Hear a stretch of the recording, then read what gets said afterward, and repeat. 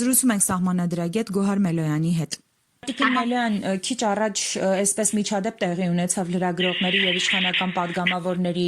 միջև, որի հետևանքով լրագրողներին մինչեւ ազգային ժողովի շենքից էլ դուրս հանեցին, սա կարծես թե այս իշխանության օրոք ընդունված պրակտիկա է, որ եթե հարցերը դուրները չի գալիս, կամ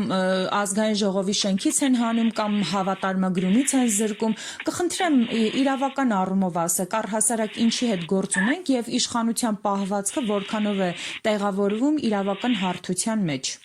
Նմանաբնույթ վարքագիծը բնավ իրավական եւ ժողովրդավար պետության որևէ ձևաչափի շրջանակում ու տրամաբանության մեջ չի տեղավորվում, որովհետեւ պատահական չէ, որ զանգվածային լրատվության միջոցները չորրորդ իշխանություն են կոչվում։ Դրանց իրավունքները միջազգային մի շարք փաստաթղթերով լրջագույնս հիմնավորված ու երաշխավորված են, եւ սա երևի թե երեկվա մեր երկրի վարչապետի իրեն թույլ տված արտահայտության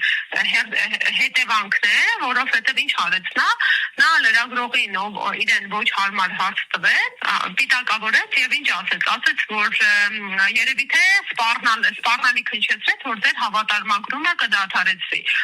Լրագրողների հավատարմագրումը պետական մարմիններում կոնկրետ հիմքերով են դադարեցվում իրավական եւ այդ շրջանակը շատ հստակ է եւ պետք է շատ հիմնավոր լինի։ Օրինակ այնպիսի հիմք կարող է հանդիսանալ, որ հենց այդ մարդը չունի ֆիզիկական հնարավորություն կամ գործունակ կամ սահմանափակ գործունակ է կամ մասնագիտական լրջագույն խնդիր է իհայտ եկել, որը սահմանափակում է նրա կողմից իր լրագրողական գործունեությունը ծավալել։ Զուտ պաշտոնատար անձի կամ արտահայտությունից ելնելով նման սպառնալի քննչեցնելը կրկին եմ ասում, որ սա լրջագույն ահազանգ է եւ ընդհանուր առմամբ ամբողջ աշխարհին ես կարծում եմ, որ երկակի մոտեցման հնարավորություն ունեն նախ դե մենք իրավապաշտպաններս պետք է բարձրաձայնենք այս խնդրի մասին, որովհետև այդ սրանով սահմանափակվում է հենց լրագրողի մասնագիտական գործունեություն ծավալելու հնարավորությունը։ Այսպիսի գործընթացի արդյունքում խախտվում եւ խոչընդոտվում է տեղեկատվության ազատության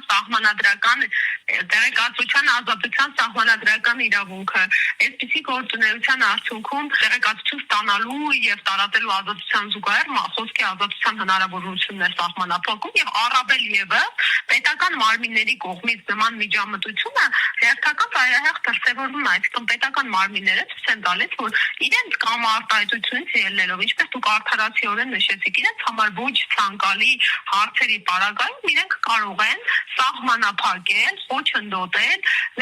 լրագրողների գործունեությունը։ Այստեղ երկրորդ կոմպոնենտն էլ կա, որ առավել խնդրահարույց է եւ մտահոգիչ, որ հենց լրագրող ղեկավար ունենալու պարագայում է առավելագույնս մեր երկրում խախտվում լրագրողների գործունեության